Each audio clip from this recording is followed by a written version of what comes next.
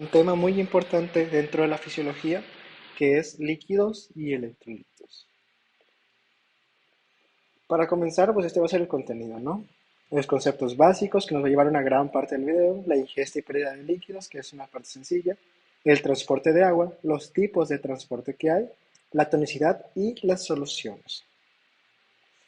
Bueno, pues antes de comenzar con los conceptos básicos, pues es importante tener en cuenta que siempre nos han dicho a lo largo de toda la vida que somos dos terceras partes agua, es decir, como un 66%, ¿no? Y esto es verdad hasta cierto punto, porque si bien no es un consenso exacto que todas las personas tengamos un 66% de agua, pues sí va a variar de individuo a individuo y sí va a ocupar más o menos dos terceras partes. Lo vamos a ver un poquito más adelante. Bueno, ¿y por qué es importante hablar del agua? Pues el agua es vital para la vida en el organismo, ¿no? Porque cumple un sinfín de funciones, como lo es regular la temperatura, tener papel fundamental en el equilibrio ácido-base, servir como solvente universal para el resto de solutos, que es lo que nos vamos a enfocar en esta presentación, y demás funciones, ¿no? Es por ello que es fundamental mantener regulado este líquido y lo que va a contener. Bueno, pues hay que partir de que las células del cuerpo se encuentran en un medio líquido, el cual debe ser estrictamente regulado para mantener la vida. Como ya lo vimos, para un sinfín de funciones, más dentro de fisiología para mantener potenciales de acción y concentraciones a un lado u a otro de la membrana para la transmisión de neurotransmisores, por ejemplo, ¿no? Bueno, pues el porcentaje total de agua que ya mencionamos, bueno, se nos mencionaba que era del dos terceras partes en el cuerpo, pues va a variar en relación a la edad, al sexo, al porcentaje de músculo y al porcentaje de grasa en el cuerpo. Así pues, en un niño recién nacido va a corresponder al 75% del peso corporal en agua, en un hombre adulto a un 57-60%, en una mujer adulta a un 55%, que si notan aquí, en mujeres es un poquito más bajo que en hombres. Bueno, pues ¿a qué se debe esta diferencia? Se debe principalmente a que las mujeres tienen mayor proporción de grasa en el cuerpo que los hombres, esto por las glándulas mamarias. Es por eso que si tenemos mayor espacio cubierto por grasa, pues por ende también el porcentaje ocupado por agua va a disminuir, ¿no? Y conforme pasa la edad, como es en ancianos, el porcentaje de agua se tiende a reducir, como llegando hasta un 45%. Bueno, pues teniendo esto en cuenta, pues vamos a partir de un ejemplo de un estándar para de aquí hacer nuestras mediciones. Siempre tener en cuenta pues que el porcentaje de grasa, el porcentaje de agua, perdón, va a variar de individuo a individuo. Sin embargo, aquí vamos a tomar que el agua corporal total, ACT por su abreviatura, va a suponer el 60% del peso total de un hombre prototípico. Esta cantidad de agua, 60%, no se encuentra ahí en nuestro cuerpo así nomás, ¿no? Sino que se encuentra compartimentada. Bueno, ¿cómo se mantiene compartimentada? Pues esto es, las membranas celulares lo van a separar en diferentes espacios. Primero se tiene el líquido intracelular, que como su nombre lo indica, se va a encontrar dentro de las células y va a corresponder a un 40% de este 60%, y el líquido extracelular, que va a corresponder a un 20%, y este, como su nombre lo indica, se va a encontrar fuera de las células. Sin embargo, a su vez, el líquido extracelular se encuentra dividido en tres más. El líquido intersticial, que es la cantidad de agua que va a ir desde la membrana del endotelio vascular hacia la membrana de las células, ese es el líquido intersticial. El líquido plasmático o intravascular, pues el que se encuentra dentro de los vasos sanguíneos, de nuestros capilares y nuestras venas, ¿no? Y el líquido transcelular es aquel líquido que se va a encontrar rodeado de células epiteliales, es decir, de epitelios, y va a corresponder solamente a un 1%. Entre algunos ejemplos de líquido transcelular podemos encontrar líquidos sinoviales en las articulaciones, el, el que se encuentra en las pleuras o el líquido cefalorraquídeo, ¿no? Estos son ejemplos de líquidos transcelulares. Y así pues se divide el líquido intersticial en un 14% del 20% que ya veíamos, el líquido plasmático en un 4 a 5% y el líquido transcelular en un 1%. Que si lo ven en la imagen de la derecha, pues aquí representamos todo esto, ¿no? También aquí se los pongo a modo de texto, ¿no? Pues cómo es que se encuentra distribuido en los diferentes compartimentos esta agua corporal.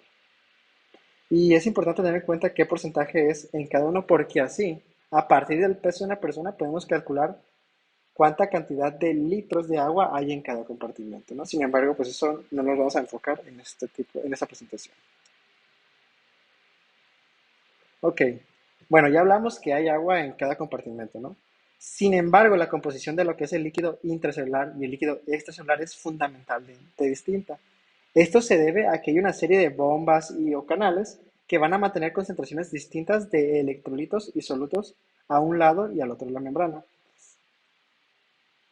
Aquí tenemos algún ejemplo de algunos de los que son estos electrolitos, ¿no? Por ejemplo, vamos a partir del líquido extracelular, ¿no? El líquido extracelular tiene diferentes cationes y electrolitos, ¿no? El principal cation del líquido extracelular es el sodio, que aquí se representa. Siempre hay que tener en cuenta que la cantidad que va a tener un electrolito lo vamos a dar en rangos, ya que es más fácil hablar en rangos que en números exactos, ¿no? Bueno, pues el rango del sodio en el líquido extracelular va de 135 a 145 milimoles. En cambio, si lo comparamos con la cantidad de sodio intracelularmente, pues esta solamente es de 10 a 14, ¿no? Que es bastante pobre a comparación de lo que hay extracelularmente. Posteriormente tenemos el cloro. El cloro va de 98 a 106 en el líquido extracelular y solamente de 3 a 4 milimoles en lo que es el líquido intracelular. Por su parte, el potasio, que es algo que tenemos que tener muy bien en cuenta porque ven aquí que se invierte la situación. Tenemos mayor cantidad en el líquido intracelular que en el extracelular, que en el extracelular solamente va de 3.5 a 5. Sin embargo, aquí es muy importante mantener las concentraciones de 3.5 a 5. ¿Por qué? Porque cuando se ven alteradas por una hiperpotasemia o una hipopotasemia, vamos a tener lo que se conocen como arritmias, ¿no? Que va a corresponder pues al tema de arritmias de fisiopatología, pero es importante tener en cuenta. Es por eso que tiene que estar muy bien regulado dicho rango. Y finalmente tenemos el bicarbonato, que extracelularmente va de 24 a 31 e intracelularmente de 7 a 10. Bueno, pues así podemos tener cationes y aniones. Un catión se define como una molécula que tiene una carga positiva y un anión una que tiene una carga negativa, ¿no? Pues el principal catión del líquido extracelular, que esto sí lo tienen que aprender porque es muy preguntable, es el sodio. El principal catión extracelularmente es el sodio y sus concentraciones van de 135 a 145. ¿Y por qué es importante el sodio? Pues porque al sodio siempre le sigue agua. Entonces, indirectamente, siempre que hablamos de concentración de sodio, también vamos a hablar de concentraciones de agua. ¿Esto por qué ocurre? Pues el H2O, el agua, es una molécula polar, es decir, que va a ser atraída por las moléculas que tienen carga. Entonces el sodio, al tener una carga positiva, va a atraer gran cantidad de agua. Por eso siempre que tenemos, por ejemplo, diversas hormonas que regulan el sodio, también van a regular indirectamente el agua. Bueno, pues tenemos como catión principal extracelularmente al sodio, catión principal intracelularmente al potasio. Anión principal extracelularmente es el cloro. Y anión principal intracelularmente, que aquí no está, pues son el fosfato, que no se encuentra aquí en este diagrama, pero pues que es el fosfato, ¿no? Para que lo tengan en cuenta. Bueno, aquí tenemos otra tablita, esta la saqué del libro de fisiopatología de Port, que también nos dice en las unidades las concentraciones que tenemos de sodio, de potasio, de cloruro, de bicarbonato, de calcio, de fósforo y de magnesio, ¿no? Bueno, hay que tener también en cuenta ciertos conceptos, ¿no? Ya hablamos de electrolitos, pero ¿qué es un electrolito? Bueno, un electrolito es una sustancia que al disolverse forma partículas con carga, llamadas iones, cationes y aniones. Bueno, supongamos que tenemos el cloruro de sodio, o también conocido como sal de mesa. Cuando la sal de mesa es digerida, se va a disociar en iones, ¿no? Vamos a tener un ion positivo, que es el sodio, y un que también es conocido como un cation por la carga positiva, y también el cloro, que va a ser negativo y es conocido como un anión. Bueno, pues este es el electrolito. Y, ok, vamos a ver esto. Y también tenemos lo que son los solutos, que los solutos van a ser todas aquellas partículas y o elementos que se encuentran en una solución, pero que no son electrolitos, como es la glucosa, la creatinina, la urea, etcétera. Y también tienen importancia para lo que vamos a ver un poquito más adelante, que se le conoce como osmolalidad u osmolaridad. Bueno, y aquí otra tabla, esta es del boron, en el cual también nos habla de las concentraciones que hay en los diferentes compartimentos, ¿no? Aquí lo que cabe la pena mencionar es en el caso de las proteínas. Por ejemplo, aquí observamos que en el En el intersticio hay muy poca cantidad de proteínas, a diferencia de lo que hay en el plasma y lo que hay dentro de la célula. Aquí, esto es fundamental ya que las proteínas son muy grandes, es decir, no pueden atravesar la membrana. Y es por eso que van a ejercer una fuerza que va a atraer hacia otros solutos. Lo vamos a ver un poquito más adelante, ¿no? En el caso del plasma, pues vamos a tener la presión oncótica y en el caso de la célula, el efecto de Gibbs-Donner, que vamos a ver un poquito más adelante. Solo para que lo tengan en cuenta, ¿no? Que es una de las diferencias que hay. Bueno, ahora sí vamos a hablar del líquido intersticial y del plasma. La principal diferencia, ya lo veíamos anteriormente, entre el plasma y el líquido intersticial es la ausencia de proteínas plasmáticas en el intersticio. Para entender esto voy a hacer un dibujito, así que tengan mucha imaginación porque no soy buen dibujante. Vamos a tener aquí, este va a ser nuestro capilar, nuestro vaso sanguíneo, ¿no? Y aquí en la membrana pues ya sabemos que tenemos lo que es el endotelio capilar, ¿no? Estas células aquí, bla, con su núcleo, aquí se encuentra. Después tenemos cierta cantidad de espacio y después vamos a tener aquí nuestras células. Vamos a suponer que esta es nuestra célula del cuerpo, ¿no? Esta es su membrana y aquí está su núcleo. Bueno, pues hay que ponerle nombre a estos espacios. Este va a ser el líquido intravascular. Este va a ser el líquido intersticial y este va a ser el líquido intracelular. Bueno, pues, ¿qué ocurre con las proteínas? Primero vamos a hablar de las diferencias que van en el plasma y en el líquido intersticial. Aquí, en el líquido intravascular, hay una gran cantidad de proteínas que son muy grandes. Por dar un ejemplo, vamos a pensar que se va a tratar de la albúmina. Pues, la albúmina no puede atravesar, no puede, porque su tamaño y su carga le impiden atravesar el endotelio. Sin embargo, los solutos como lo es el agua sí puede pasar de aquí hacia allá y viceversa sin ningún problema. Por lo tanto, al tener mayor concentración de proteínas, que las proteínas, de este color mejor, las proteínas van a tener una carga negativa y un tamaño muy grande, gran tamaño, van a provocar que por la misma carga, lo que son los ciertos cationes, como es el sodio, sean atraídos hacia esas cargas negativas para equilibrar las cargas, ¿no? Entonces, si aquí tenemos mucho sodio, el sodio va a tender a entrar dentro de los vasos sanguíneos. ¿Por qué? Por las cargas, ¿no? Y esto se conoce, porque ya habíamos visto que al sodio siempre le sigue agua, presión oncótica. Por su parte, la célula también tiene gran cantidad de proteínas, porque aquí son sintetizadas, ¿no? Sin embargo, estas proteínas ocurre lo mismo que ocurre con el plasma. No pueden salir, no pueden atravesar la membrana. Entonces consigo atraen el desplazamiento también de sodio y de otros cationes que consigo también traen agua. Entonces, si entra demasiada cantidad de agua, la célula, esto lo voy a poner aquí, esta célula que tenemos aquí, se va a hinchar, va a pasar de esa forma a verse más o menos así. Entonces, como se hincha tanto, llega a un punto en el cual va a reventar. Y cuando revienta por la gran cantidad de agua que ya no puede contener, se le conoce como lisis osmótica. Y a este fenómeno de atracción de, de cationes y de agua por parte de la célula, por parte de sus proteínas, se le conoce como efecto de Gibbs-Donner. Bueno, eso lo vamos a ver un poquito más adelante, ¿no? Sin embargo, las proteínas y en menor medida los lípidos del plasma suelen ocupar alrededor del 7% del volumen plasmático. Bueno, ¿cómo entendemos esto?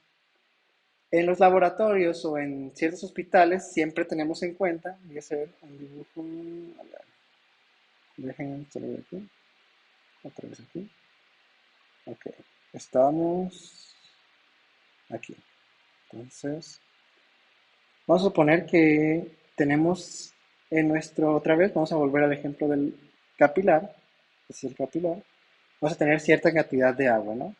Y también con el agua cierta concentración de sodio.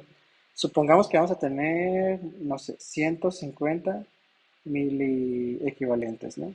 De sodio. Esto te reporta el laboratorio. Entonces decimos, bueno, si sabemos que el rango va de 135 a 145, pues podemos decir, bueno, está un poquito alto, ¿no? Estamos hablando de una hipernatremia. Sin embargo, con el ejemplo que tenemos acá, aquí encontramos que se refiere que hay una concentración de 142 miliequivalentes de plasma. Vimos, bueno, se encuentra dentro de un rango normal, ¿no?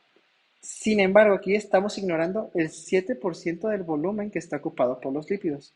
Por ello, para evitar dar un falso diagnóstico o decir que ese rango está dentro de la normalidad, tenemos que hacer una corrección. Esos 142 miliequivalentes que encontramos, lo vamos a corregir sobre 0.93, que es en realidad la cantidad de agua que hay una vez que le quitamos este 7%, ¿no?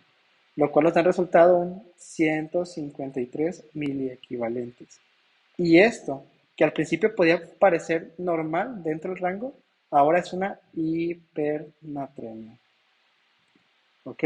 Entonces, siempre es fundamental hacer la corrección en cuanto al porcentaje de lípidos y de proteínas que tengamos en plasma para evitar falsos positivos o falsos negativos, ¿no? También esto se encuentra alterado cuando tenemos, por ejemplo, hipertrigliceridemia, en el cual, pues ahora el porcentaje de lípidos y de proteínas no va a ser de un 7%, va a ser de un 15%. Es por eso que debemos hacer la corrección siempre con lo que tengamos de porcentaje de proteínas y de plasma, ¿no? Para controlar mejor la cantidad de líquidos y electrolitos en nuestro cuerpo. Bueno, espero que esto se entienda. Y aquí abajo, pues el efecto de Gibbs-Donan, que ya se los expliqué, ¿no? Que tiene que ver con que la célula tiene dentro proteínas con carga negativa y la incapacidad de atravesar las membranas. Esto va a provocar desplazamiento de cationes y consigo agua. Solamente pues en texto. Ok, bueno, aun cuando la composición de solutos en los diferentes compartimentos es distinta, ya veíamos cómo el sodio es mayor extracelularmente que intracelularmente, estos van a tener siempre o deberían de tener la misma osmolalidad. Bueno, pero ¿qué es la osmolalidad? La osmolalidad va a describir la concentración total de todas las partículas que están libres en una solución. Ok, vamos a verlo con otro ejemplo. Supongamos que tenemos un recipiente. Este va a ser nuestro recipiente, ¿no? Y este recipiente va a estar lleno de agua hasta cierta cantidad, ¿no? Todo esto de aquí es agua. Sin embargo, dentro de del agua, pues no solamente es agua, sino que también tenemos, por ejemplo, glucosa, tenemos sodio, tenemos cloro, tenemos urea, tenemos bicarbonato. Es decir, tenemos un sinfín de solutos y de electrolitos. Pues, ¿qué pasa? La osmolalidad va a medir la concentración total de todas las partículas que estén libres en una solución. Es decir, cuánta glucosa hay, cuánto sodio, cuánto cloro, ¿no? Eso estamos hablando de osmolalidad. Y no tiene que ver con el peso, sino tiene que ver con la mera presencia del soluto. Es por eso que, si bien el cloruro de sodio, que es la Cl, va a contribuir osmóticamente a 2, ya que este cloruro de sodio se va a disociar en sodio, que aporta una de esas cargas, de esa osmolalidad, y el cloro, que aporta otro, a diferencia de lo que es la glucosa, que la glucosa se va a mantener igual siendo glucosa, ¿no? Ya que se encuentra en la solución, y solamente va a aportar uno a la presión, pues osmótica, ¿no? A la osmolalidad. Así pues vamos a tener diferentes fórmulas para calcular la osmolaridad. La primera es la osmolaridad plasmática, que describe pues la cantidad de todos los solutos que se va a encontrar dentro de una solución. Y tenemos después la osmolaridad efectiva, que también recibe el nombre de tonicidad. Lo vamos a ver hasta el final de la presentación, porque cobra sentido, ¿no? Que si se puede notarlo, es la misma fórmula. Sin embargo, aquí no se está tomando en cuenta el BUN, que es el nitrógeno en sangre. Bueno, la urea nitrogenada en sangre, creo. Pues, ¿qué ocurre? ¿Por qué no se está tomando aquí la osmolaridad efectiva? Bueno, pues hay que partir primero a entender ciertas premisas. Tenemos osmoles o osmolitos efectivos y no efectivos, ¿no? Cuando hablamos de efectivos, hay que partir de este ejemplo. Vamos a suponer que esta va a ser nuestra membrana, ¿no? Nuestra membrana que va a separar nuestros compartimentos. Déjenlo bien. Ok, así está bien. Entonces, aquí va a ser líquido extracelular y aquí va a ser líquido intracelular. Bueno, Pues los osmoles efectivos son aquellas moléculas que tienen la capacidad de atraer agua y no atravesar la membrana. Por ejemplo, la glucosa. Entonces, la glucosa no puede atravesar hacia el líquido intracelular. Es por ello que el agua, H2O, va a tender a salir hacia la glucosa, ¿no? Y es por eso que se le llama como un osmolito efectivo o efectivo, ¿no? Sin embargo, lo que es la urea, vamos a tener el ejemplo aquí. Vamos a tener urea, ¿no? La urea, a diferencia de la glucosa, esta sí puede entrar dentro de la célula. Entonces va a llegar a un punto en que las concentraciones de urea extracelularmente como intracelularmente se van a equilibrar. Por lo tanto, no va a haber desplazamiento neto de agua, ya que el agua se va a mantener a las mismas concentraciones tanto dentro y como fuera. Es por ello que se le llama como un osmolito no efectivo. Y es por eso que no se toma en cuenta dentro de la fórmula de la tonicidad o de la osmolaridad efectiva. Y finalmente tenemos que el rango de osmolaridad normal va de 280 a 295, o también lo refieren algunos autores como 290 miliosmoles. Y otra cosa importante es que osmolalidad y osmolaridad son lo mismo, lo único que difiere es que uno lo refiere en litros y otro en kilogramos, pero sin embargo, pues los dos miden lo mismo. Ok, tenemos otro concepto que tenemos que tener en cuenta que es la electroneutralidad. Ya nos habíamos adentrado un poquito en esta, pero no lo habíamos definido. ¿Qué nos dice? Que el número de cargas positivas en la solución global debe ser igual al número de cargas negativas. ¿Qué quiere decir esto? Que si tenemos 5 cargas positivas, también tenemos que tener 5 cargas negativas con el fin de mantener un equilibrio, ¿no? Y esto ocurre también con lo que son los cationes. Sin embargo, al momento de nosotros sumar lo que va a ser nuestro número de cationes y nuestro número de aniones conocidos, vamos a encontrar que existe una brecha, es decir, que no van a ser las mismas las cargas positivas que negativas. A esto se le conoce como hiato aniónico o brecha aniónica y es de 9 a 14 mil equivalentes. ¿Por qué ocurre esto? Bueno, pues vamos a ver un ejemplo. Sin embargo, para calcular el hiato aniónico hay que tener en cuenta que la fórmula es la concentración de sodio en plasma menos la concentración de cloro más la concentración de bicarbonato, ¿no? Que no es nada más que al cation principal restarle los aniones principales. Solamente eso. Entonces, pues nos dice el principio de electroneutralidad que debería ser lo mismo, ¿no? Es decir, que debería dar la suma a cero, a lo mismo, tanto positivos como negativos. Sin embargo, en la primera imagen vemos que esto no ocurre así. Tenemos un sodio de 140 que está en rango, un cloro de 106 que está en rango y un bicarbonato de 24. Pues al sumar el sodio, solamente tenemos 140 menos la suma de los aniones, ¿no? Que es 106 más 24 te da 130. Tenemos una diferencia de 10. ¿Qué pasa esos 10? Pues son todos a los aniones que estamos ignorando. Y todos esos aniones que ignoramos, pues son lo que corresponde al hiato aniónico, que cuando se encuentre, como yo lo dije, de 9 a 14, se encuentra en un rango normal, no hay nada raro. Sin embargo, cuando este se encuentra alterado, pues tenemos que pensar en que hay una fisiopatología detrás del resultado, ¿no? Vamos a ir al ejemplo que está a medio, ¿no? Que es una acidosis metabólica, en la cual se está perdiendo bicarbonato, ¿no? Aquí el sodio sigue igual, sigue correcto. El cloro también se encuentra aumentado. Sin embargo, el bicarbonato se encuentra muy reducido. Entonces, aquí vamos a encontrar que el resultado se va a alterar. Sin embargo, el anión gap o la brecha aniónica se va a encontrar conservada ya que no hay aniones que estemos ignorando, solamente se redujo la cantidad que teníamos de bicarbonato. ¿Y cuál va a ser el tratamiento? Pues solamente le damos bicarbonato, ¿no? Se soluciona el problema. Último ejemplo, aquí sí entra en juego lo que es la brecha aniónica o el anión gap. Vamos a tener una acidosis metabólica en el cual se están acumulando ácidos. Estos ácidos que tienen una carga negativa, pues van a hacer que el anión gap crezca, ya que los estamos ignorando dentro de la fórmula. Así pues vamos a tener que el anión gap se encuentra aumentado, lo cual nos hace sospechar que se está gastando el bicarbonato. ¿Qué debemos de solucionar para tratarlo? Pues debemos de evitar la producción de dicho ácido. Es por eso que cobra importancia lo que es el anión gap o la brecha aniónica. Y así es como se calcula. Bueno, igual en otro tipo de clases vamos a verlo más a detalle, solamente es aquí para que lo tengan en cuenta de que existe y el por qué existe, ¿no?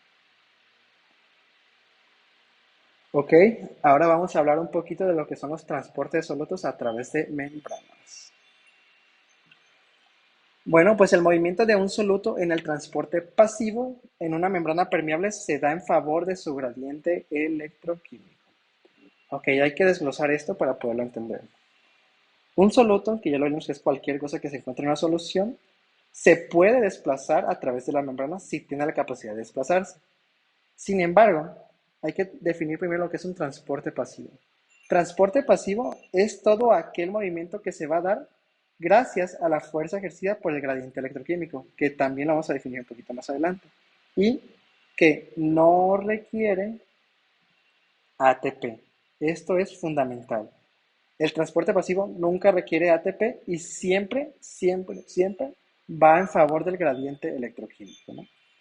Y cuando hablamos de que una membrana es permeable, quiere decir que dicho soluto puede pasar. Vamos a ver en un ejemplo. Dejando esto. Y vamos a suponer igual. Tenemos aquí nuestra célula, con mucha imaginación. Aquí está nuestra célula, líquido intracelular y todo lo demás es líquido extracelular. Ok. Vamos a tener mucho sodio. Sodio, sodio, sodio y sodio. Bueno, decimos que la membrana es permeable cuando existe una vía para la cual el sodio puede entrar. En este ejemplo, la membrana es permeable al sodio, ya que el sodio puede entrar. Sin embargo, si ponemos un ejemplo de glucosa, glucosa, glucosa y glucosa. Sin embargo, aquí, ¿qué ocurre? La glucosa no puede entrar. Entonces estamos hablando de que la membrana no es permeable a la glucosa, pero sí es permeable al sodio. Bueno, espero que se entienda. Y ahora vamos a definir lo que es el gradiente electroquímico. Para adelante. Ok. Primer requisito, que exista una vía para la transferencia. Para que haya movimiento debe haber una vía. Como ya lo veíamos, puede ser esto que tal cual en la membrana, suponiendo que esta es la membrana, existen espacios físicos por el cual el sodio puede entrar adentro de la célula, ¿no? También existen canales, como lo son pues orificios por el cual el sodio también puede entrar. También puede haber moléculas transportadoras, pero eso ya lo vamos a ver un poquito más adelante.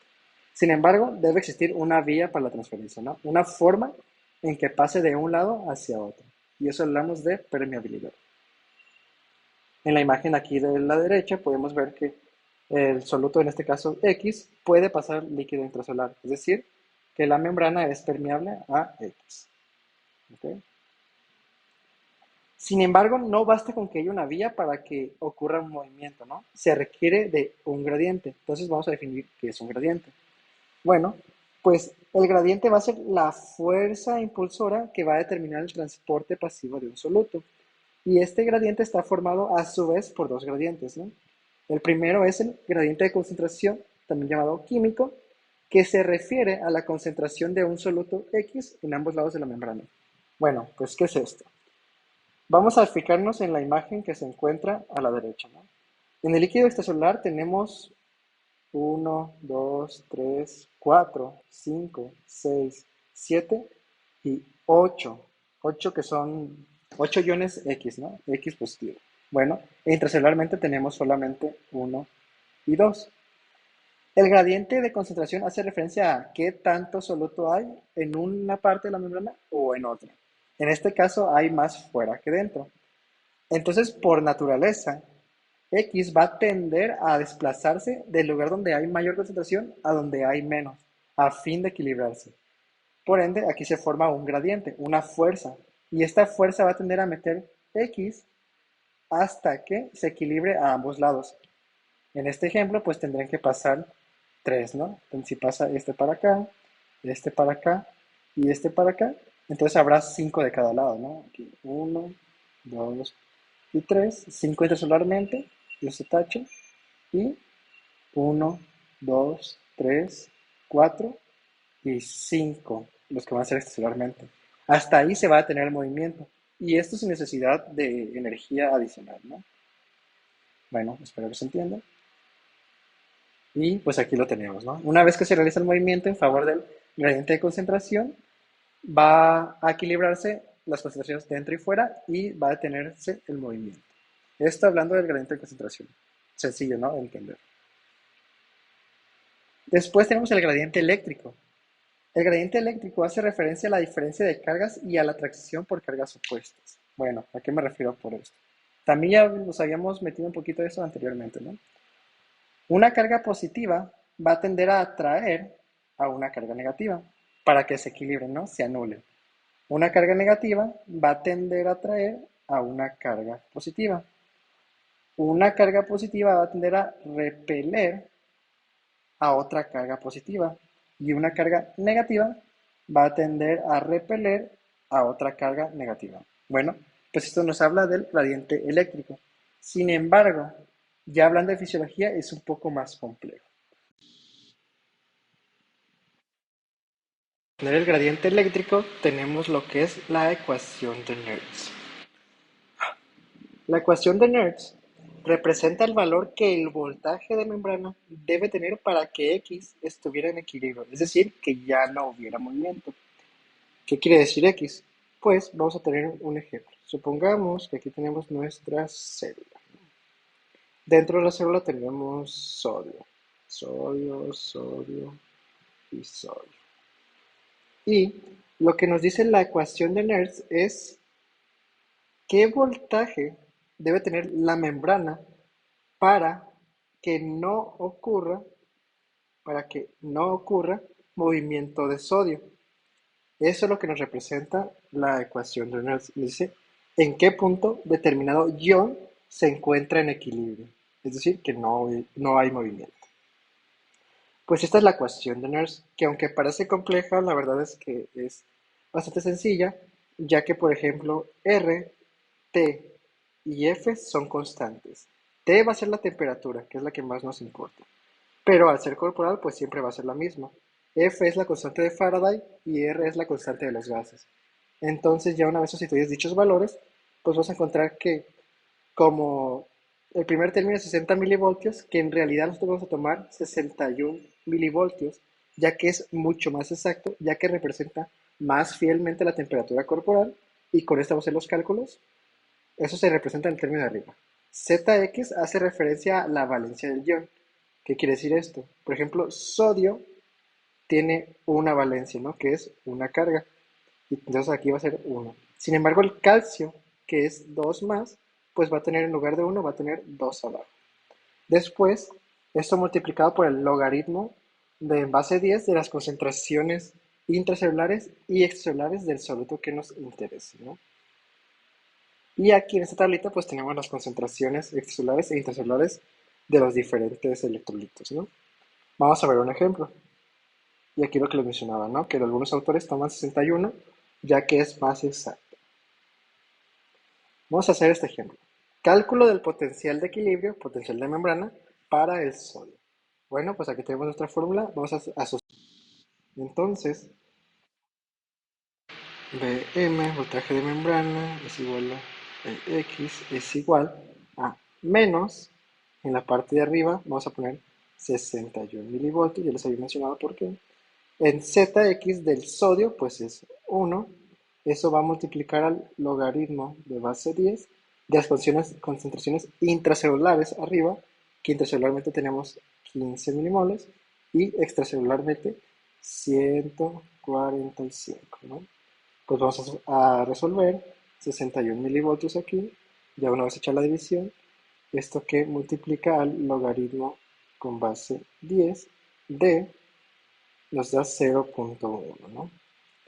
Entonces, menos 61 milivoltios menos el logaritmo que nos va a dar menos 1, creo que nos da, si ya una vez que hacemos el logaritmo.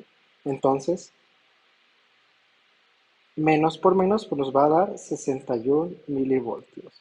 Este es el voltaje de membrana que debe tener dicha membrana para que el sodio ya no atraviese. Entonces, así de sencillo es sustituir los valores pues, de lo que va a ser diferentes cationes, ¿no? Podemos tomar lo del potasio, del calcio, del cloro, etcétera, etcétera, etcétera. Bueno, pues espero que se entienda. Solamente recuerden aquí tomar 61 milivoltios, ya que es mucho más exacto y más fiel a lo que ocurre fisiológicamente. Vamos a ver. Ok. Y pasamos al siguiente.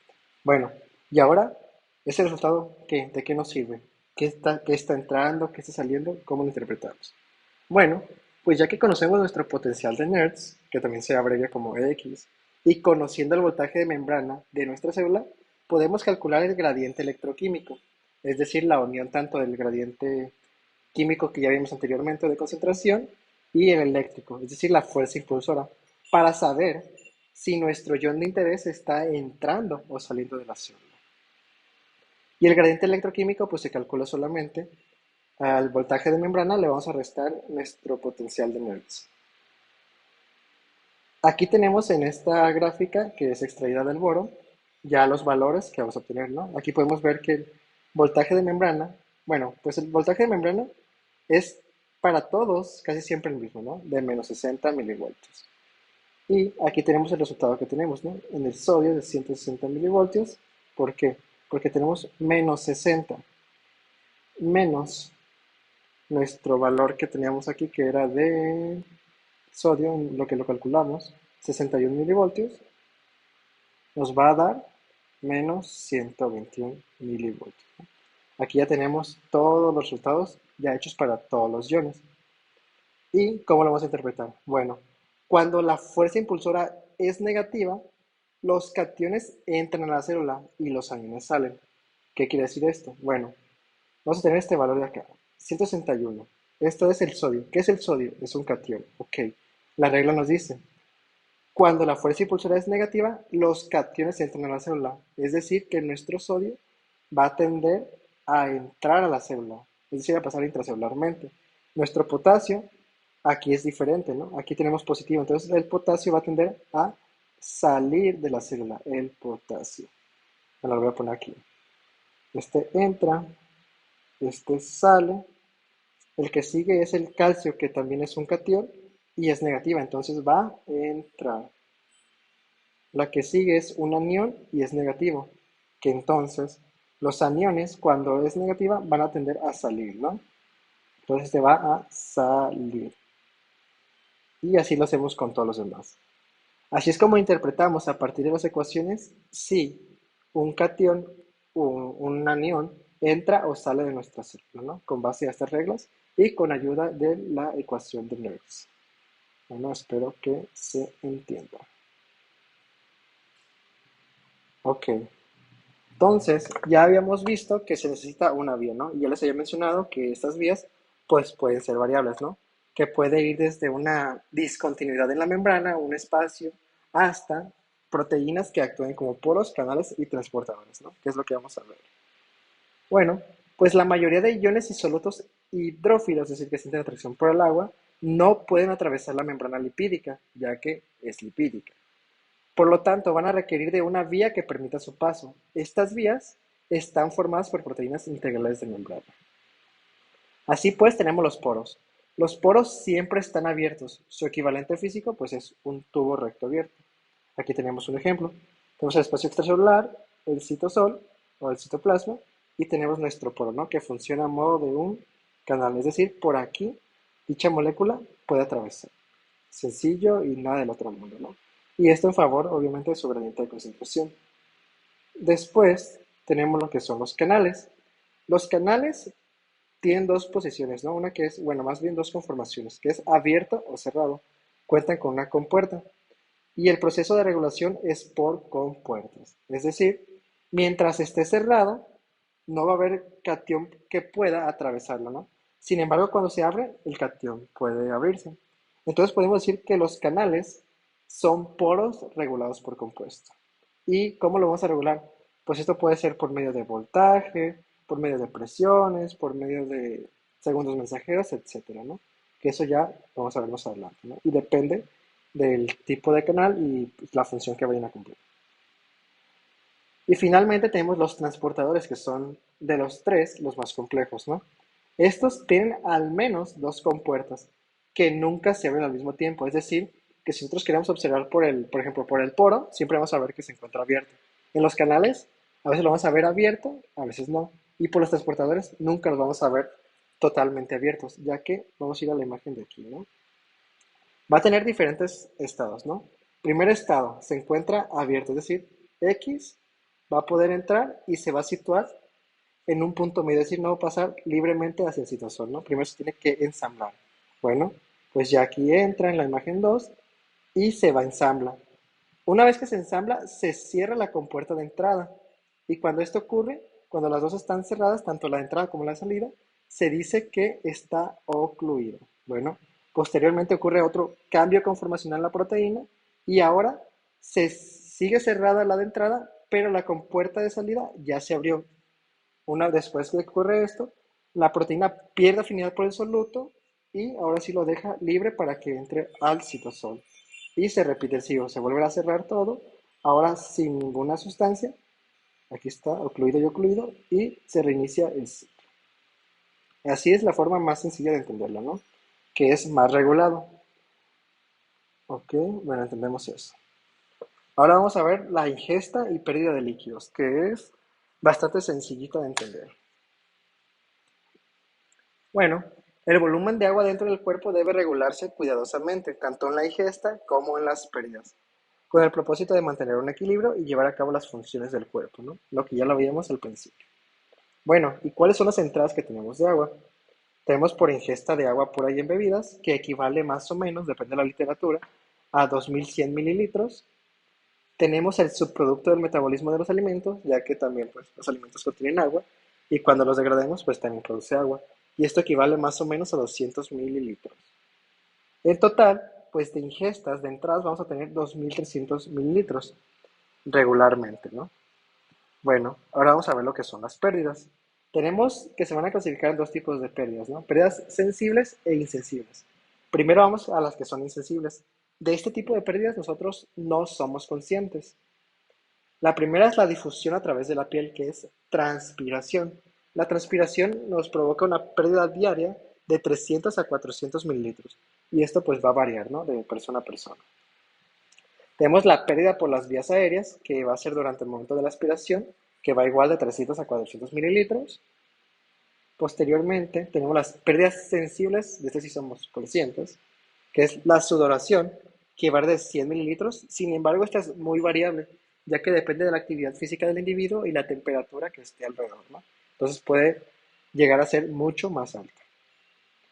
Por medio de las heces, que son de 100 mililitros normalmente, ocurre lo mismo que en el caso anterior, que en el caso de que tengamos alguna diarrea, pues la cantidad de agua que se va a perder pues va a ser muchísimo más alta y nos puede llevar a la deshidratación. Y la orina, que va de 1500 mililitros y es el principal mecanismo que nosotros regulamos para la pérdida de agua, ¿no? Y, ok, otra cosa a tener en cuenta es que la sudoración y la transpiración no son lo mismo. La sudoración se da gracias a las glándulas sudoríparas y la transpiración pues es a través de la piel y esta se ve afectada principalmente cuando hay quemaduras, que se pierde la continuidad de la piel y por lo tanto el agua se empieza a evaporar. En total pues nos va a dar de 2300 a 2500, que si se fijan es lo mismo que tenemos de ingesta y pues es lo normal. Debe tener la misma cantidad que entra, pues debe de salir para mantener un equilibrio.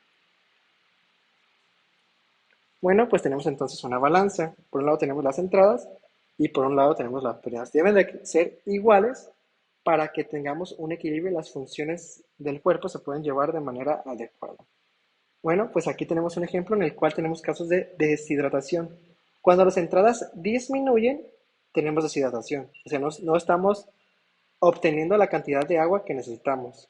En cambio, cuando las pérdidas aumentan, pues también nos deshidratamos. Y aquí hay algunas causas.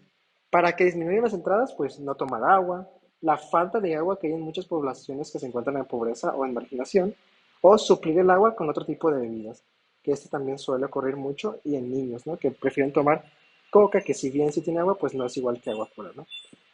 Y en cambio, causas que te aumentan las pérdidas, tenemos la diarrea, que ya lo hemos visto, las quemaduras, la fiebre y el ejercicio excesivo, ¿no? Que también nos lleva a casos de deshidratación. Eso solamente pues para entender un poquito cómo de la fisiología podemos partir a la fisiopatología de diversas, pues vaya, patologías, en este caso la deshidratación. Ok. Transporte de agua y regulación del volumen celular. Ahora tengo esto. Bueno, entonces vamos al transporte de agua y un poquito también de la regulación del volumen celular. Bueno, pues vamos a partir de que el transporte de agua a través de la membrana siempre es pasivo. Es decir, hablamos que siempre que hablamos de pasivo es a favor del gradiente de concentración. El agua puede cruzar las membranas a una velocidad lenta pero constante. Entonces, la presencia de acuaporinas aumenta en gran medida la permeabilidad al agua. Y las acuaporinas pues no son más que canales que se van a insertar y que van a permitir la el mayor cantidad de paso de agua, es decir, siendo la membrana más permeable al paso de agua. El agua, por naturaleza, por lo que ustedes quieran, siempre se va a desplazar al compartimento donde la osmolaridad sea mayor. ¿Por qué? Pues porque busca, si nosotros tenemos, no sé, concentración de, vamos a hacer un dibujo aquí, tenemos otra vez nuestra membrana, nuestra célula, esto va a ser líquido intracelular, líquido extracelular. Si suponemos que dentro de nuestra célula tenemos, vamos a ponerle un número, 50 solutos, lo que ustedes quieran, 50. Y extracelularmente hay 3, pues donde hay más dentro de la célula, ¿no? Entonces el agua, acá vamos a poner el agua H2O, va a tender a entrar adentro de la célula. ¿Para qué? Para que expanda el volumen y al final de cuentas la concentración dentro y fuera sea la misma, ¿no? Que es decir, que mantenga un porcentaje similar. No cantidad, porque los solutos pues se van a mantener igual. Sin embargo, se van a diluir, que es lo importante aquí. Bueno, las células animales no son rígidas. Por lo tanto, la entrada de agua conducirá a un aumento en el tamaño de las células y la salida, pues a su contracción. Sencillo de entender, ¿no? Lo vamos a ver un poquito adelante con un ejemplo. Y el movimiento de agua por gradientes de concentración, gradientes osmóticos, recibe el nombre de ósmosis. Entonces, cuando nos preguntan, ¿qué es la ósmosis? Es el movimiento de agua a favor de un gradiente de concentración, de un gradiente osmótico. Aquí tenemos ahora sí un ejemplo. Vamos a ver lo que dice el texto, ¿no? Como hay mayor concentración de solutos dentro de la célula, el agua tenderá a entrar para equilibrar la osmolaridad en ambos lados, ¿no? Aquí lo vemos, ¿no? Hay mucha más cantidad de X dentro de la célula que fuera, ¿no? Por lo tanto, el agua va a tender a pasar y esta puede pasar a través de la membrana, que hoy lo mencionamos, o por estos canales que suponemos son acuaporinos, ¿no? Bueno, el agua entra, reduciendo la osmolaridad, pero se ganó agua dentro de la célula y como las paredes no son rígidas, entonces la célula va a tender a aumentar de tamaño, que aquí se puede apreciar, ¿no? Y que ya veíamos, bueno, voy a volver un poquito, que ya veíamos que cuando se llena demasiado de líquido, pues puede llevar a que se lise, ¿no? Lisis osmótica, es decir, que truene. Y cuando pierde líquido, es decir, el caso contrario, se llama crenación. Vamos a tener el ejemplo aquí. Ok. Bueno, antes de esto, vamos a regresar un poquito aquí. Primer ejemplo, tenemos nuestra célula aquí, célula, y aquí nuestra célula. Ok. Vamos a tener dos casos. Uno donde el agua se desplaza hacia la célula, y donde el agua sale de la célula. Bueno, pues ¿qué va a ocurrir? En el primer ejemplo, como está entrando agua, nuestra célula se va a expandir de tamaño, va a crecer. Sin embargo, va a llegar a un punto donde esta va a estallar y va a provocar la lisis osmótica. Osmótica. Caso contrario, sale agua, entonces nuestra célula se va a encoger, va a perder tamaño porque está perdiendo agua y va a llegar al punto en que se va a hacer tan pequeño que también se va a romper. Eso se llama crenación. Bueno, eso ya lo entendemos y está sencillo. Ok, para evitar esto, pues vamos a tener una respuesta que nuestras células van a tener, ¿no? Aquí la respuesta a la contracción celular. Vamos a partir de este lado, ¿no? Un incremento de la osmolaridad extracelular crea un gradiente. Entonces, el agua, como hay mayor osmolaridad afuera, va a tender a salir. Nuestra célula se va a encoger. Sin embargo, esta contracción va a activar transportadores iónicos. Esos transportadores iónicos van a tender a meter diferentes solutos, diferentes iones dentro de la célula para que estos a su vez traigan consigo la entrada de agua, volviendo a las concentraciones normales. Nada del otro mundo, ¿no? Todo sencillo. Siguiente ejemplo. Y caso contrario, ¿no? Ahora va a tener más bien va a disminuir la osmolaridad extracelular, por lo tanto, va a aumentar la que está interna, ¿no? Esto va a provocar que ocurra desplazamiento de agua hacia adentro de la célula, por lo tanto la célula se expande. También esto va a activar canales que ahora, en lugar de meter solutos, van a buscar sacarlos para que aumente la osmolaridad extracelularmente y el agua salga junto con la osmolaridad, devolviendo el volumen a su valor normal y así evitando pues que ocurra esta lisis osmótica. ¿Se entiende? Nada del otro mundo. Bueno, vamos finalmente con los tipos de transporte a través de la membrana. Esto también es bastante importante y es importante conocerlo ya que es relevante en sus clases y más en lo que va a ser para la administración de fármacos, por ejemplo, ¿no? Ok, tipos de transporte. Tenemos transporte pasivo a favor de gradientes y transporte activo en contra de gradientes. Entonces, como va en contra de gradientes, necesitamos que se meta energía en forma de ATP o otros compuestos para que se produzca dicho movimiento. Como transportes pasivos, ejemplos, tenemos difusión simple, difusión facilitada. Como transporte activo primario y transporte activo secundario. El primero va a favor de su gradiente electroquímico, que ya lo vimos, y el segundo va con ayuda de ATP de energía a través de la decisión de compuestos de alta energía, ¿no? Bueno, vamos a empezar con la difusión simple. El movimiento se produce a través de una abertura en las membranas, sin interacción con las proteínas transportadoras. ¿Ok? Esto es por la mera característica de que los solutos son liposolubles y su tamaño es demasiado pequeño, ¿no? Otros factores que intervienen son el grosor de la membrana, ya que a mayor grosor pues va a haber mayor dificultad, el tamaño del soluto, ya que mientras más pequeño sea, más fácil va a poder atravesar, la carga, ya que al ser de una carga o de otra tiene diferentes características, su papel hidrosoluble y la concentración que hay en ambos lados del soluto. Todo esto determina la difusión simple, ¿no? Y no es saturable ni requiere energía. ¿Por qué no es saturable? Porque supongamos que tenemos, esta es nuestra membrana, ¿no? Este de aquí. Para un lado es líquido intracelular, para el otro lado es líquido extracelular. Pues, como puede atravesar por cualquier punto y no requiere de la velocidad de ningún transportador, pues todo el tiempo va a poder atravesar de manera infinita. Si lo graficamos, pues se va a ver de esta manera, ¿no? Va a ser siempre en función lineal, nunca se va a saturar, ya que todo el tiempo puede atravesar a una velocidad constante. Fácil, ¿no?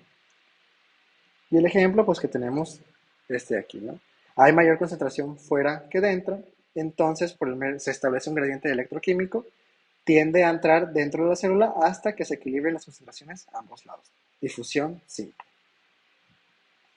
Siguiente ejemplo, difusión facilitada. También va a favor de un gradiente de interacción, un gradiente de concentración, perdón, gradiente electroquímico. Sin embargo, la diferencia con la anterior es que aquí sí se requiere de un transportador de un canal. Volvemos al ejemplo, supongamos que tenemos nuestra membrana. Ahora la molécula no puede atravesar a través de la membrana por sí sola, no puede. Para ello requiere de ciertos canales. Supongamos que aquí hay un poro. Este poro le permite al soluto entrar, sin embargo también va en favor del gradiente de concentración, ¿no? Esa es la diferencia que tiene con el anterior.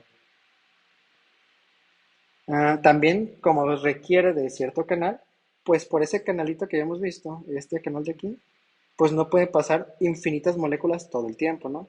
Solo puede pasar, no sé, supongamos, una molécula cada segundo, ¿no? Entonces eso nos va a dar una velocidad máxima, que si lo graficamos, pues se va de esta manera, ¿no?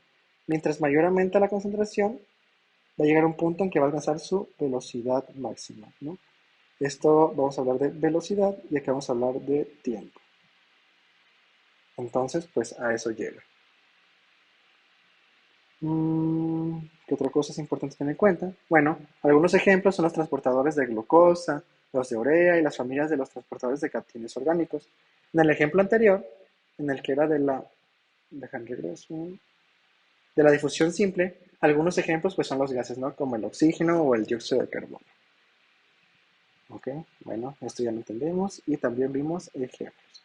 Y aquí está, ¿no? Lo que les mencionaba, necesita de un canal que funcione para darle la entrada, ya que no puede atravesar la membrana celular. Bueno, ahora sí vamos a ver el transporte activo primario. El movimiento se va a producir en contra del gradiente de concentración, es decir, de donde hay menos a donde hay más, lo cual no es energéticamente favorable. Por lo tanto, pues va a requerir de una proteína que a su vez va a requerir de energía para producir dicho cambio. ¿Y por qué es importante? El transporte activo primario va a ser la principal causa que establezca que fuera como dentro de la célula haya concentraciones radicalmente distintas de solutos. Ya lo veíamos, ¿no? El sodio había muchísimo más extracelularmente que intracelularmente. Pues esto, si no existiera el transporte activo primario, las concentraciones a lo largo del tiempo serían las mismas tanto dentro como fuera, ¿no? Porque el sodio que está fuera tendería a entrar dentro de la célula hasta equilibrarse. Sin embargo, una bomba, que es conocida como bomba sodio-potasio ATPasa, mantiene dichas concentraciones con ayuda del ATP. Bueno, la energía va a proceder directamente de la escisión de ATP o de algún otro compuesto de alta energía, ¿no? El principal ejemplo pues, es la bomba sodio-potasio ATPasa, que aquí la vamos a ver, ¿no? Entonces, vamos a comenzar. Hay diferentes estados que puede tener la bomba sodio-potasio, ¿no? La primera es que normalmente se va a encontrar de la siguiente manera, es decir, ocluida hacia afuera, cerrada hacia afuera, sin embargo la compuerta de entrada, la que está intracelularmente, está abierta. ¿Qué va a ocurrir? Van a llegar 3 de sodio, llega el sodio, ya está el ATP unido también a ellos, se llegan los sitios activos, se escinde el ATP, se cierra las dos compuertas, se ocluye lo que es el sodio. Después ocurre un cambio conformacional. Se va a mantener todavía cerrada la que está intracelularmente, la compuerta intracelular. Sin embargo, se va a abrir la extracelular. Entonces ahora el sodio va a salir. ¿Qué va a ocurrir? Ahora va a cambiar conformacionalmente nuevamente nuestra proteína para descubrir dos sitios de unión para lo que es el potasio. Ahora el potasio entra extracelularmente, se va a unir a los sitios de unión y se va a ocluir. Aquí ya tenemos otro cambio conformacional. Se ocluye y ahora regresa a la conformación inicial. Es decir, la compuerta intracelular se abre, la extracelular se cierra y el potasio entra a nuestra célula, ¿no? Todo esto con ayuda del ATP. Aquí que es importante, que tenemos, bueno, más con relevancia clínica. Tenemos un compuesto que es la ouabaína que va a bloquear nuestro bomba sodio-potasio ATPasa, evitando que ésta funcione y por lo tanto perdiendo su funcionalidad y que ésta mantenga las concentraciones, por lo cual es demasiado tóxica la ouabaína. Y se une en el estado E2P, que básicamente es cuando está que ocluye los sitios de unión al potasio, cerrando ambas compuertas, ¿no? Consigo evita que continúe el ciclo. Sencillo de entender. Bueno, pues vamos a ver todo esto. Bueno, ahora vamos a ver lo que es el transporte activo secundario. Ok, primero hay que entender la principal diferencia que va a tener con el primario y eso lo vamos a ver un poquito más adelante. El movimiento se produce en contra del gradiente de concentración, igual que el transporte activo primario. Y ahora sí, la fuerza impulsora procede del acoplamiento del movimiento contra gradiente de dicho soluto con el movimiento a favor del gradiente de otros solutos. Bueno, pues esto no se entiende, al menos no de forma didáctica, así que vamos a hacer un ejemplo, ¿no? Y para eso vamos a imaginar que existe una polea. Ok, vamos a tener mucha imaginación. Aquí hay una polea, es decir, esas cosas que giran para levantar una carga, ¿no? Aquí, en este lado, va a estar la carga que va a levantar, ¿no? Suponiendo, va a ser un peso de, ¿qué les gusta? 50, bueno, 50 kilogramos. Y del otro lado está una fuerza. Esta fuerza la va a dar un trabajador que con toda su fuerza está bajando dicha polea. ¿Para qué? Para que ésta suba.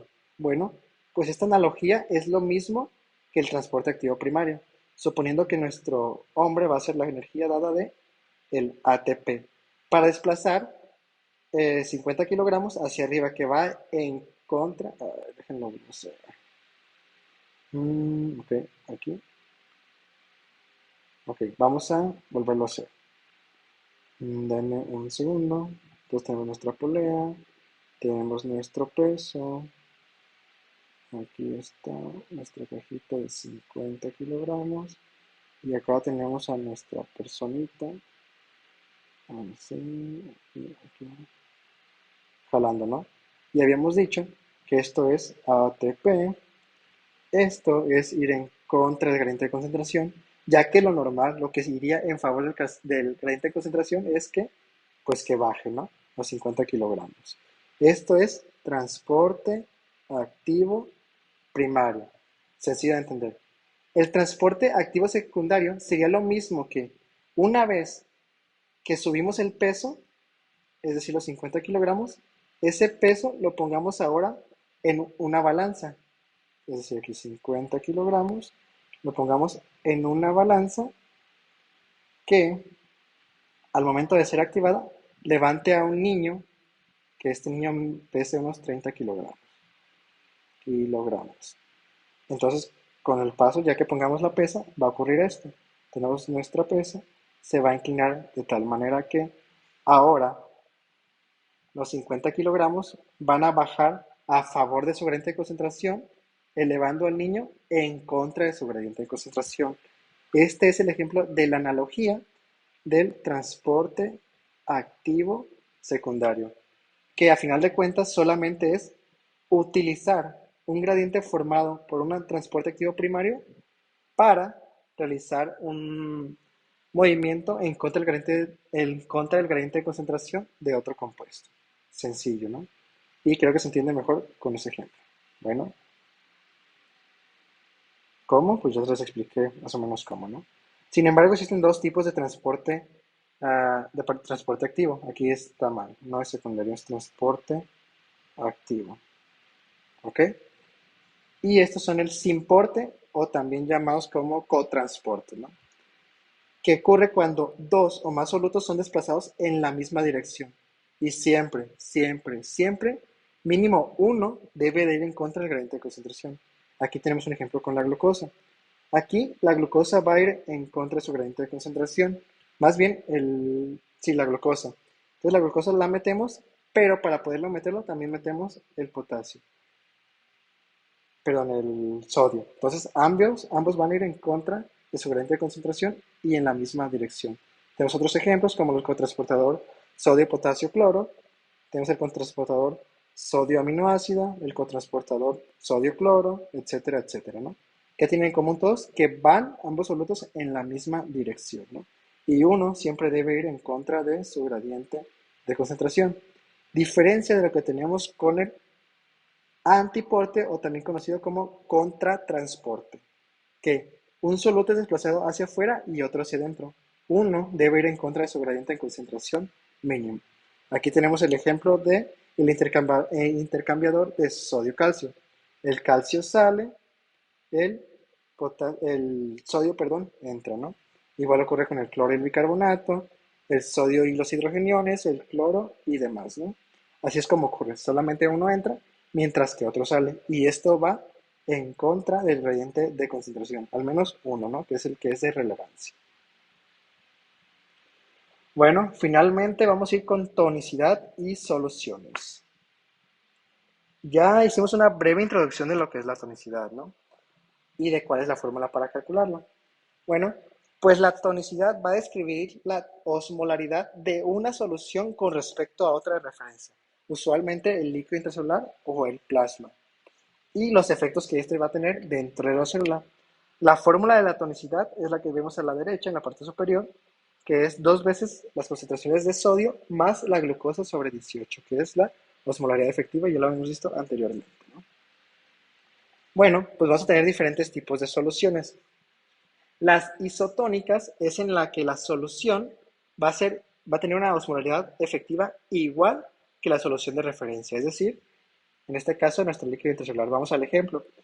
Intracelularmente tenemos una osmolaridad de 290 milosmoles y en el líquido extracelular, que es donde nosotros ponemos nuestra solución, va a ser igual. Por lo tanto, las concentraciones de solutos van a ser igual a un lado y al otro de la membrana. Por lo tanto, no va a haber ningún tipo de desplazamiento ni de solutos ni de agua. Sencillo de entender. Siguiente ejemplo, bueno, siguiente caso, tenemos soluciones hipertónicas donde la osmolaridad efectiva es mayor que la solución de referencia. Suponemos que le ponemos una solución que hace que la osmolaridad suba a 320 milosmoles. Sin embargo, la intracelular siempre va a ser la misma, ¿no? Que es de 290. ¿Qué va a ocurrir? Como hay mayor concentración de solutos, en este caso de sodio, el agua va a tender a salir de la célula para mantener las concentraciones y la osmolaridad a ambos lados. Como sale el agua, la célula se va a encoger. Caso contrario, ocurre con una solución hipotónica. Ahora va a disminuir la osmolaridad extracelular por la solución que aplicamos. Sin embargo, la intracelular, que ahora es más alta, va a tender a jalar agua consigo, ¿no? Entonces, como entra agua dentro de la célula se va a hinchar, se va a inflar. Fácil de entender, ¿no? Las soluciones. Y algunos tipos de soluciones intravenosas en la práctica clínica, pues tenemos las soluciones cristaloides, que representan el principal líquido para el tratamiento intravenoso. Contienen agua, dextrosa, electrolitos o todas las anteriores, ¿no? Y se clasifican según su tonicidad, es decir, pueden ser isotónicas, hipotónicas o hipertónicas. Algunos ejemplos, tenemos el cloruro de sodio, el cloruro de sodio compuesto, o también llamado como solución Ringer, el lactato sódico compuesto o Ringer lactato y la de dextrosa. También tenemos las soluciones coloidales, que estos van a tener proteínas y moléculas grandes, que la diferencia es que como tenemos proteínas y moléculas grandes y estas no pueden atravesar la membrana, van a tener un efecto más duradero y mayor atracción de agua hacia dicho compartimento, ¿no? Algunos ejemplos son la albúmina, el dextrano, el eta-almidón y la fracción de proteína plasmática. Finalmente, tenemos la sangre y los productos sanguíneos, que se prefieren pues para el reemplazo de la sangre perdida, ¿no? También son expansoras de volumen, es decir, que jalan agua consigo. Puede ser la sangre entera, la constitución de eritrocitos, las plaquetas o el plasma congelado fresco. Bueno, pues prácticamente esto sería toda esta presentación. Cualquier duda o comentario, pues lo dejan en los comentarios. Bye.